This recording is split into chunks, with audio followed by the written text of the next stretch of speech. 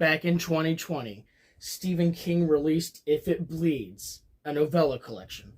Join me as I explain why actions have consequences.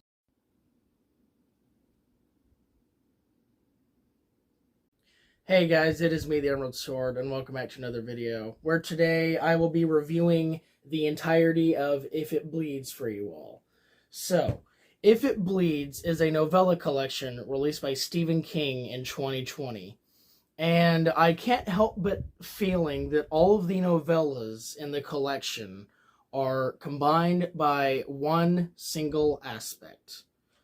Actions have consequences.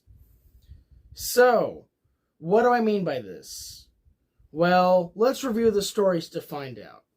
First story, Mr. Harrigan's phone. So, there's this guy named Craig, right? And then in 2003, he is hired by this guy named Mr. Harrigan to come over after school, read him books, and water his plants. And then he does this for several years. But soon enough, in 2007, Craig gets an iPhone for Christmas, and he really likes it. So he decides to give one to Mr. Harrigan. Mr. Harrigan doesn't like it at first, but after Craig shows him the ropes, he really enjoys it. And so about 1 or 2 years later, Mr. Harrigan, since he's an elder, unfortunately passes away. And then Craig grabs Mr. Harrigan's iPhone, types in, "Hey, thanks for the lottery tickets and holiday cards," because that's what Mr. Harrigan gave him throughout the years. And then puts it in his phone pocket, and then Mr. Harrigan is buried with that phone. And then at Mr. Harrigan's funeral, Craig gets a letter from Mr. Harrigan saying, "Hey, since you're really the only one in my will, I'm giving you $800,000 for college, and P.S. you're welcome about the cards and lottery tickets." So you're probably like, whoa, and I'm like, yeah. Mr. Harrigan somehow senses that Craig sent him something from beyond the grave. Pretty spooky, right? I thought so. Anyway, so then life goes on. And then when Craig gets into high school, excuse me, scratch your throat at the moment. When Craig gets into high school, he goes to the school dance thing. And then while he steps out to use the bathroom, this really big bully guy named Kenny Yanko, who got expelled by who he thinks is Craig, but Craig wasn't the one that got him expelled. So he beats Craig up in the parking lot really bad. And then Craig's friends and his favorite teacher find him. And then they patch him up. They're like, "Hey, was it Kenny that hit you?" And he's like, "No, I don't want to get beat up later, so no." And then, yeah, so Craig returns home later that night. His dad comes and gets him. He returns home. And then he calls Mr. Harrigan, who obviously can't answer the phone because he's dead. And he's like, "Hey, this guy named Kenny Yanko beat me up. I just wanted to vent to you." And then he just ends the call, thinks nothing of it. And then the next day, Kenny Yanko is dead. Pretty weird, right? Yeah. We're definitely thinking that Mr. Harrigan had something to do with it. It's never confirmed, but it is confirmed-ish. Anyway, so life goes on, grieving and all that. But we also hear about this guy named Dusty Bilodeau, who was hired by Mr. Harrigan to do some housework. And about 8 months into his shift, he was fired for theft. And so Craig finds out that he killed himself. It's unclear whether or not Mr. Harrigan killed him or not, but it's oddly suspicious, wouldn't you say? Anyway, so life goes on again. Craig graduates high school, gets accepted into Emerson College in Boston, so he goes there and just lives out his life. But remember that teacher that helped him recover when he got beat up? Yeah, so she was in a car accident and died because of some drunk driver. So Craig is like really mad. He calls up Mr. Harrigan again. He's like, "Hey, this guy killed a teacher I really like. I want him dead." So then he starts to feel really guilty after he said that. And then soon enough, he finds out, of course, the guy who did it is dead. And then Craig's like, "Oh no, I just caused someone to die." So anyway, the story ends. He goes to the nearest like lake pond thing, throws off his phone with his connection to Mr. Harrigan, letting Mr. Harrigan rest in peace forever. And that was Mr. Harrigan's phone. But let's quickly shift over to the second story, The Life of Chuck. And now the life of Chuck is told in 3 parts, starting with the end and ending with the beginning. If that sounds weird, it's whatever. But anyway, so our story starts at the end of the world. This guy Marty is rushing to see his ex-wife Felicia because they're probably not going to be around much longer. And basically he sees like all these billboards saying like thanks for everything, Chuck. 39 great years or whatever. And it's like, he's retiring after 39 years? Why couldn't he make it to 40? But we'll get to that in a second. But anyway, so anyway, the end of the world is like terrible. It's like there's all these like tsunamis and earthquakes happening. California just doesn't exist anymore. Yeah, California literally was wiped off the map. And yeah, so eventually Marty does make it to Felicia. But now we're gonna check in on this guy named Chuck Krantz. Now he's in the hospital on his deathbed at age 39 because he has a brain tumor and he only has mere minutes to live. Like, he has mere minutes to live. Why is it at the end of the world? We'll get to that. But anyway, so his family's there. They're like praying over him and like hoping that he doesn't go painfully, I guess. And then Chuck dies, and as he does, the world ends. So you're probably confused by that. But there's no time for that because we're moving on to part 2. This is about 9 months before Chuck dies. He finds this band. I don't remember if he's a part of it or if he just stumbled upon it. But either way, he's dancing along to this band's song. And then there's this girl that also danced. So they dance together. And then he leaves. And then that's about it. Yeah, it's not very eventful. Anyway, the real main one, or the real good one, I guess, is part 1, which is the end of the novella, but the beginning of the story. So Chuck is like this small child who recently lost his parents in a car accident, and he's living with his grandparents. And so he's been living with them for a while, but he can't go into this door beyond the attic for reasons that no one knows except for his grandparents, presumably. And so throughout his life, he just wonders, why can't I go into the room in the attic? And so, yeah, that's like the main thing. He grows up, goes to college or whatever. And then after his grandparents pass, he eventually returns to the house. And he finally gets to open the door in the attic. And you know what's in there? Chuck opens the door and sees himself at age 39 dying from a brain tumor. So, from that moment on, Chuck devotes his life to spending it to its fullest. Pretty weird, right? Well, that's the end of the story. But now we move on to the third and title story of the collection, If It Bleeds. So, you guys remember Holly Gibney, right? She was in the Bill Hodges books, and then when I reviewed The Outsider, I brought her up. Well, this time she's the main focus. And she hears a news report about a school bombing, because that's terrible, and she wants to get to the bottom of it. But this one reporter guy named Chet Ondowski, there's something a little off about him. So she goes to some friends that she knows, and they basically have the same idea as her, that maybe he's an outsider. Remember from the Outsider review I did? Yeah, so they think that he's an outsider. And then they pull up news footage from like JFK's assassination. Think one of them was Columbine. Think one of them was 9/11 or whatever.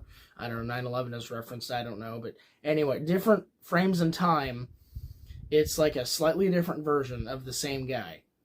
It's always the same guy, but he just looks different because he's an outsider. And so Holly thinks, that's kind of weird. So she gets her friend Jerome, who is also in the Bill Hodges trilogy, to kind of help her. He's like, nah, I gotta do some other stuff.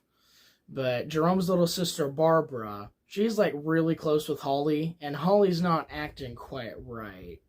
So she like tracks Holly and stuff. And so Holly eventually goes to this mall area to meet up with Chet Ondowski. She's like, hey dude, I know that you're an outsider. Okay, you're sick. We gotta talk about that. And then Ondowski's like, yeah, I'm an outsider and I'm evil and stuff. And so Holly's like, okay, I gotta take this guy down. So she goes back over to her employment office to kind of plan out how she's gonna take down this Ondowski guy. Meanwhile, Barbara tracks Holly to the same location, and while she's going over to said location, she gets caught by Jerome. And then Jerome's like, hey, what are you doing? And then she's like, I don't know. And then they both get kidnapped by Ondowski, the outsider. So it's kind of holding them for ransom. Jerome gets really beat up, really bad. It's like he's bleeding and stuff. It's like you're thinking, is Jerome gonna die? But don't worry, he'll be fine. Anyway, so then Holly gets a call from Ondowski. Ondowski's like, hey, I got your friends here. Let's meet up. And then Holly's like, well, oh, dang it. So anyway, they meet up in the building, and then there's a brief confrontation.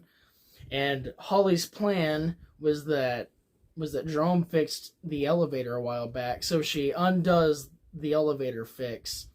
And her plan is to send Ondowski flying down the elevator shaft without the elevator. And that's her plan. So anyway, there's like a brief final fight. There's like punching and hitting and stuff, I believe. And then Jerome is like, haha, I'm still alive. And then he also gets a good few hits in. And then the fight ends when Holly and Jerome knock Ondowski down the elevator shaft and kill him. And then happy, everything's good. And then this was around Christmas, so then the last couple sections here is just like wrapping up around Christmas. And that was the title story, If It Bleeds. But the weirdest story in this collection is titled Rat. And so basically, there's this author guy named Drew. He's published a good few short stories in the past, but he's never been able to make a full novel out of one. So he goes to this like cabin deep in the woods. Keep in mind it's about to snow, and his wife doesn't want him to go out to that cabin because first of all it's snowing. Second of all, their kids will miss him. And so he decides to go anyway just to get a head start. He'll finish it at home, but he just wants to get a head start. But yeah, so the snow is like blocking everything, but he makes it to the cabin. And then he makes some good progress on the book, actually. He does really well. But then he gets a call from his wife. I don't know what that sound was, if you heard anything. But anyway, so he gets a call from his wife. She's like, hey, come home. I'm worried about you. And he's like, okay, I got you. So then he tries to go home, but he's snowed in. But on his way out, he sees a rat that's like shivering and close to dying. So then I was like, dang it. So he decides to save the rat. and then yeah, so the rat warms up and stuff. And then Drew is like about to do something. And then the rat's like, hey, Drew. Yeah, the rat talks. Why does the rat talk? I guess we'll just add that to the list of random things that Stephen King made evil. Let's see, we have doors, we have hotels, we have dogs, and we have a rat. Yeah, this is a strange one. Anyway, so the rat kind of gives Drew a Faustian deal. If you don't know, Dr. Faustus was like this play. He basically like sold his soul to the devil or whatever to be powerful for like 20 or 25 years. And then when that time frame is up, Dr. Faustus gets dragged to the fiery realm. Anyway, yeah, so it's kind of like one of those. the rat is like, hey, Drew, I have the power to help you finish your story, but someone close to you has to die. And then Drew's like, what? I don't want to lose my wife or children. And then the rat's like, no. I'm talking about your friend Al, who I didn't mention previously. And then Drew's like, okay. So anyway, he makes the deal with the rat, finishes the story, the storm clears up, and he goes home. And anyway, after he finishes the story, right, Al suddenly dies in a car accident, I believe, along with his wife. And then Drew was like, oh, come on, rat. The deal was for Al to die, not Al and his wife. And then the rat's like, sorry.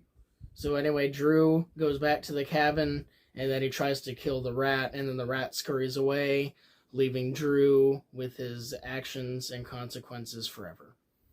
And that was basically the rundown of all the stories from If It Bleeds. Now on to my thesis that the stories are about actions have consequences. Mr. Harrigan's phone has Craig call Mr. Harrigan whenever someone does him wrong, and then they die because of it. His action was calling Mr. Harrigan, and then the consequence is having that person die. And then, in the life of Chuck, remember at the end, he devotes his life to spending it to the fullest. That's not really actions have consequences, but that's the best we can do. If It Bleeds is an interesting one because it's not really Holly who has to deal with her actions, but it's really Barbara who has to deal with it more than anything.